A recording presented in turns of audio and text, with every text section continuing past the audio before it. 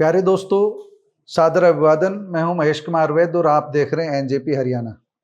दोस्तों, आज एनजेपी हरियाणा के मंच से हम बात करेंगे कनेक्टिविटी की, एनसीआर की कनेक्टिविटी की, एनसीआर के 25 जिलों के बीच बेहतर कनेक्टिविटी की। और हम बात करेंगे एनसीआर के मास्टर प्लान 2041 की 2041 2041 का जो मास्टर प्लान बनाया जा रहा है उसमें एनसीआर के पूरे क्षेत्र में बेहतर कनेक्टिविटी पर पूरा जोर दिया गया है, ताकि दिल्ली पर वाहनों का दबाव कम से कम हो, दिल्ली पर यात्री भार कम हो, दिल्ली पर आबादी का भार कम हो। राष्ट्रीय राजधानी क्षेत्र का जो विस्तार है उसे इसीलिए बरकरार रखा गया है ताकि भविष्य में किसी तरह की कोई समस्या नहीं आए और रेवाड़ी से लेकर के नारनौल तक का, रोहतक, सोनीपत, करनाल तक का जो वाहन है, जो यात्री हैं, वो अपनी जगह पर रहें अधिक से अधिक। और ड्यूटी के लिए जिनको गुरुग्राम या दिल्ली जाना है या उत्तर प्रदेश के शहरों में जाना है जो राष्ट्रीय राजधानी क्षेत्र में शामिल है, या राजस्थान के शहरों से दिल्ली आना जाना है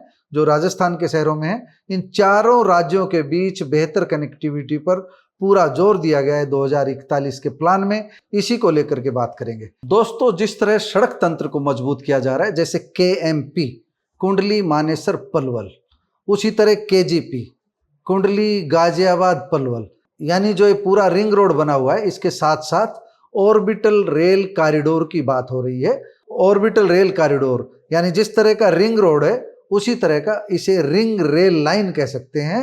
यह कुंडली मानेसर पलवल जो मार्ग है उसके साथ साथ हरियाणा में विकसित किया जा रहा है, शुरू हो चुका है और भविष्य में इसे केजीपी के साथ साथ आगे बढ़ाने की योजना पर भी काम हो रहा है। उसका ड्राफ्ट प्लान तैयार किया जा रहा है, एनसीआर प्लानिंग बोर्ड में इसका पूरा खाका खींचा जा चुका है। इस तरह के 3 ऑर्बिटल रेल कॉरिडोर बनने हैं, इसको लेकर के आज हम विस्तार से चर्चा कर रहे हैं। एनसीआर प्लानिंग बोर्ड की जो पिछले दिनों मीटिंग हुई थी उसके बाद जो छन छन कर बातें बाहर आई है, मीडिया रिपोर्ट्स में जो बातें बाहर आई है, हिंदुस्तान के अनुसार, एनडीटीवी के अनुसार, हमारे सूत्रों के अनुसार, अधिकारियों के अनुसार जो भी कुछ जानकारी सामने आई है वह हम आपको बता रहे हैं। दोस्तों, बड़ी बात तो यही है जो मैंने बताया कि 4 राज्यों में रिंग रेल दौड़ेगी और 25 शहरों को नमो भारत जैसी हाई स्पीड कनेक्टिविटी मिलेगी। नमो भारत मतलब आरआरटीएस। हरियाणा में इसके 2 कॉरिडोर पहले से ही प्रथम चरण में प्रस्तावित है, दिल्ली पानीपत करनाल और दिल्ली गुरुग्राम रेवाड़ी बावल। इसे आगे एसएनबी तक बढ़ाया जा सकता है, लेकिन फिलहाल हम बावल तक जो कॉरिडोर प्रस्तावित है उसी की बात कर रहे हैं। इन 2 कॉरिडोर के अलावा क्या क्या मिलने जा रहा है उसकी हम बात कर रहे हैं। 2041 का जो प्लान तैयार हो रहा है उसमें अगले 15 सालों में एनसीआर के 24 जिलों की जो आबादी है वह 15 करोड़ होने का अनुमान किया गया है, यानी 2 गुनी। अभी यह आबादी लगभग 7.5 करोड़ है, 24 जिलों की हम बात कर रहे हैं। आने वाले 15 वर्षों में यह आबादी बढ़कर 15 करोड़ होने का अनुमान है, यानी सीधी 2 गुनी आबादी होने का अनुमान है। इसी को आधार मान करके, इसी आबादी को बसाने के लिए, इसी जनसंख्या को नियोजित करने के लिए जनसंख्या नियोजन पर जोर दिया जा रहा है। 4 राज्य जैसे हमने बताया, दिल्ली, यूपी, राजस्थान और हरियाणा में ऐसी सुपर फास्ट कनेक्टिविटी का नेटवर्क तैयार किया जा रहा है जो आने वाले समय में बिजनेस या ऑफिस के लिए अपने शहर से तेज आवाजाही कर सके लोग, उनकी चिंता की जा रही है। इसी लिहाज से दिल्ली में 3 रेल कॉरिडोर बनाने की तैयारी है। रिंग रोड की तरह यह रेल कॉरिडोर शहर के सभी अहम पॉइंट्स को जोड़ेंगे। ये जो हम बात कर रहे हैं ये आरआरटीएस यानी नमो भारत के कॉरिडोर से अलग है, इनका आरआरटीएस से कोई लेना देना नहीं है। जो हम नए कॉरिडोर्स की बात कर रहे हैं, रेल कॉरिडोर्स की बात कर रहे हैं, तो हम 3 जो रेल के कॉरिडोर हैं वो बता दें। पहले हम सबसे पहले बनने जा रहे ऑर्बिटल रेल कॉरिडोर की बात करते हैं। दोस्तों, जैसा हमने बताया, कुंडली गाजियाबाद पलवल और कुंडली मानेसर पलवल जो ये रिंग रोड बना है, इसके दोनों ओर पूरी तरह रेल का दायरा बनाया जाएगा। एक बनेगा पलवल खुर्जा मेरठ बागपत और सोनीपत वाले रूट को लिंक करने के लिए। दूसरा जो सोनीपत से पलवल को मानेसर के रास्ते जोड़ेगा, जिसका हम जिक्र करेंगे आगे चल करके। तो हम पहले बात कर रहे हैं कुंडली गाजियाबाद पलवल का जो कॉरिडोर बनना है, ऑर्बिटल रेल कॉरिडोर की बात कर रहे हैं।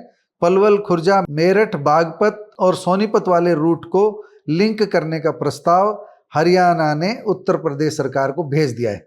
हरियाणा ऑर्बिटल रेल कॉरिडोर यानी HORC सोनीपत से पलवल को जोड़ेगा और इसका 1/3 निर्माण कार्य लगभग पूरा हो चुका है। आप लोगों ने कभी सफर किया हो KMP पर तो आप देखेंगे जब हम कुंडली की साइड से पलवल की ओर जाते हैं तो बाईं तरफ निर्माण कार्य तेजी से चल रहा है, वह ऑर्बिटल रेल कॉरिडोर ही है। दूसरा जो कॉरिडोर है जो हमने बताया वह वेस्ट यूपी और हरियाणा के औद्योगिक क्षेत्रों को आपस में जोड़ेगा। सोनीपत, शामली, मेरठ, जेवर, नूह, भिवाड़ी, रेवाड़ी, झज्जर, रोहतक और पानीपत को रेल कॉरिडोर के दूसरे घेरे से जोड़ दिया जाएगा। एक हम बता दिए हैं पहले घेरे की KMP और KJP के चारों ओर बन रहा है।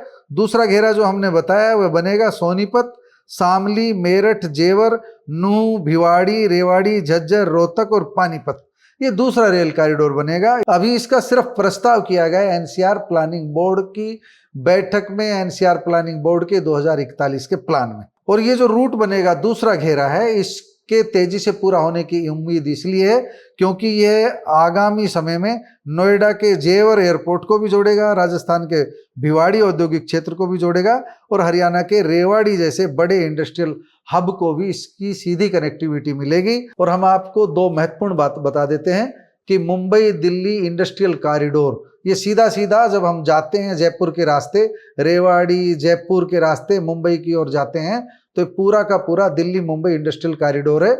इसके दोनों ओर औद्योगिक विस्तार होना है, ये आप जानते ही हैं। और औद्योगिक विस्तार के लिए सबसे बड़ी जरूरत कनेक्टिविटी की होती है। तो दो कॉरिडोर की हमने बात की है, पहला KMP एंड KJP जो रिंग रोड पहले से बना हुआ है उसके चारों ओर, उसके साथ साथ दूसरा जो हमने बताया है वह दूसरा थोड़ा दूर बनेगा, उन शहरों के नाम बता चुके हैं आपको। और तीसरे कॉरिडोर की बात भी चल पड़ी है और NCR प्लानिंग बोर्ड में तीसरे कॉरिडोर की भी तैयारी की जा रही है। ये तीसरा कॉरिडोर बाहरी घेरा होगा, बड़े दूर की प्लानिंग है इसकी। यह करनाल, जींद, भिवानी, महेंद्रगढ़, नारनौल, बहरोड, अलवर, डिबाई, गढ़मुक्तेश्वर, हस्तिनापुर और मुजफ्फरनगर को जोड़ेगा। यानी कि दिल्ली के चारों ओर 3 रिंग रोड, दिल्ली को पहला, दूसरा और तीसरा रिंग रोड जोड़ेगा। तो राजधानी दिल्ली पर रेल का दबाव भी घट जाएगा, आबादी का दबाव भी घट जाएगा। और जो रिंग रेल लाइन बनने वाली है यह यात्रियों का दबाव काफी संख्या में झेल लेगी। राष्ट्रीय राजधानी क्षेत्र पर आबादी की जो सघनता है उससे काफी राहत मिलेगी। यह रेल कनेक्टिविटी की हमने आपको बात बताई है। अभी जो तीसरे घेरे की हमने बात की है उसकी फिजिबिलिटी की रिपोर्ट तैयार होनी है। अभी कागजों में रेखाएं खींची जा रही है, अभी धरातल पर कुछ होने वाला नहीं है। पहले चरण पूरा होने दीजिए, इसके बाद दूसरा चरण पूरा होगा, इसके बाद कहीं तीसरे चरण की बारी आएगी। तो ये हमने आपको बताया रेल कनेक्टिविटी का। इससे दो चीजें होंगी, वायु प्रदूषण से राहत मिलेगी, NCR में आबादी का दबाव घटेगा, सड़कों पर आबादी का दबाव घटेगा। और मास्टर प्लान 2041 के तहत जो परियोजना तैयार की जा रही है उसका सीधा लक्ष्य यही है कि भाई दिल्ली को छुए बिना हरियाणा, उत्तर प्रदेश और राजस्थान के प्रमुख शहरों और औद्योगिक केंद्रों को आपस में जोड़ा जा सके। इसी योजना पर काम चल रहा है, इसी योजना की हमने जानकारी दी है। मालगाड़ियों की आवाजाही दिल्ली से बाहर हो सकेगी।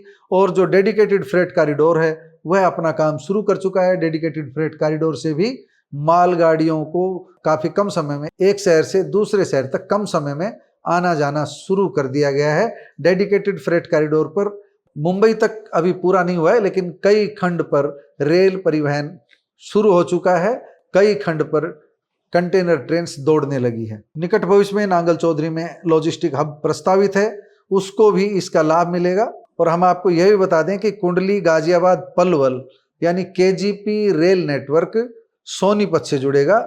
और इस परियोजना की पूरी विस्तृत रिपोर्ट HORC तैयार कर रही है। रिपोर्ट के तैयार होने के साथ ही हरियाणा सरकार और उत्तर प्रदेश सरकार के बीच संवाद कायम होगा। उत्तर प्रदेश से बातचीत के बाद हरियाणा सरकार इस पर आगे बढ़ेगी। अभी सिर्फ अब की बात करें तो कुंडली, मानेसर, पलवल के साथ 126 किलोमीटर लंबा रेल कॉरिडोर बन रहा है और इसका 30% काम पूरा हुआ है, 70% काम बाकी है।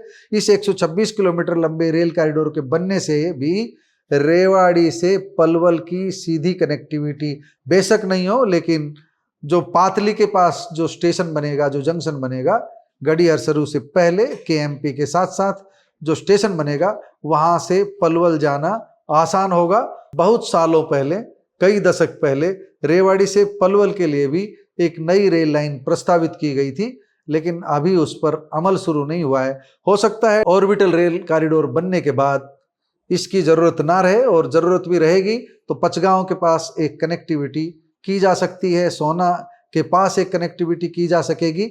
यह भविष्य की बात है, लेकिन फिलहाल जिस पर काम चल रहा है वो हम बता रहे हैं कि HORC इस कॉरिडोर को, कौन से कॉरिडोर को, कुंडली मानेसर पलवल के साथ साथ जो 126 किलोमीटर लंबा रेल कॉरिडोर बन रहा है, इसे 2029 तक पूरा करने का प्लान है। इस पर लगभग 11,500 करोड़ रुपए खर्च किए जा रहे हैं। अभी जो मालवाहक वाहन दिल्ली से होकर गुजरते हैं उनमें दिल्ली गुरुग्राम एक्सप्रेस भी है, NH44 भी है, NH48 भी है, ईस्टर्न पेरिफेरल एक्सप्रेस वे है, KGP एक्सप्रेस वे है। इन पर भारी दबाव रहता है वाहनों का। इन कॉरिडोर्स के बनने से, रेल कॉरिडोर्स के बनने से काफ़ी राहत मिलेगी, सड़कों पर यातायात का दबाव कम होगा, एक्सीडेंट कम होंगे और गंतव्य तक पहुंचने का समय कम लगेगा। युवाओं की जिंदगी सुरक्षित होगी, क्योंकि आज जो युवा NCR क्षेत्र में एक स्थान से दूसरे स्थान पर ड्यूटी पर जाते हैं, मोटरसाइकिल पर जाते हैं, बाइक पर जाते हैं, उनको भारी परेशानी, भारी यातायात दबाव के कारण झेलनी पड़ती है, भारी जाम के कारण झेलनी पड़ती है। आने वाले समय में उम्मीद की जानी चाहिए कि जाम के झाम से भी मुक्ति मिलेगी, प्रदूषण भी कम होगा और राष्ट्रीय राजधानी क्षेत्र में आबादी की सघनता भी कम होगी। दोस्तों, आप भविष्य की इन योजनाओं को लेकर क्या सोचते हैं, कमेंट बॉक्स में जाकर बताइएगा जरूर। नमस्कार, धन्यवाद।